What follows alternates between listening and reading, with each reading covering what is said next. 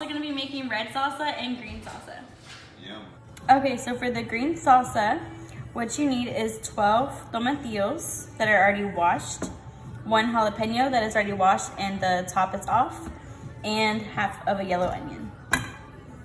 Okay, so now that I added some water, we're gonna put it to boil on like a medium-high heat. And I like to just add a little bit of salt to it. So as the green salsa is making, I'm gonna go ahead and put the red salsa to cook as well. So I'm gonna get about 6 tomatoes.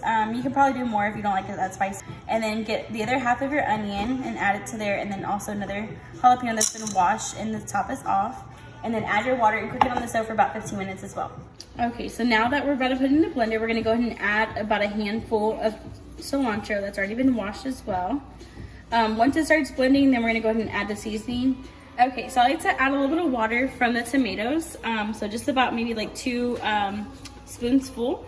The seasoning I'm gonna be using is gonna be Nor de Pollo. So chicken flavored bouillon. And I usually add maybe about like 2 tablespoons. Okay, so I actually use these things from some past formula that I cleaned out and stuff like that. So I use the little scoopers from there because they just work out so well. And so I usually put about maybe 1.5. And if you like it to be a little bit more salty, then you probably can add more, but I'd like to put that just for right now.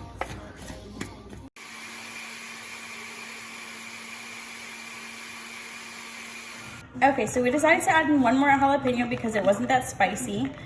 So we added 1 jalapeno, and then we also added a little bit of pepper and salt. And then it's about this consistency. So I added 4 tomatoes right now to start off with the jalapeno and the onion that we were boiling. Now I'm gonna add about 1.5 scoops of the Nor chicken flavored bouillon.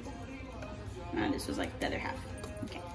And that's it. And then we're gonna blend it and try it and see if we need to add the other 2 tomatoes or not.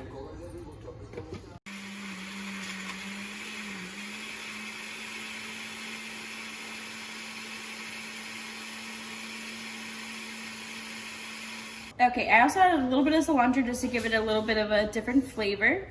And so add the cilantro and then continue blending.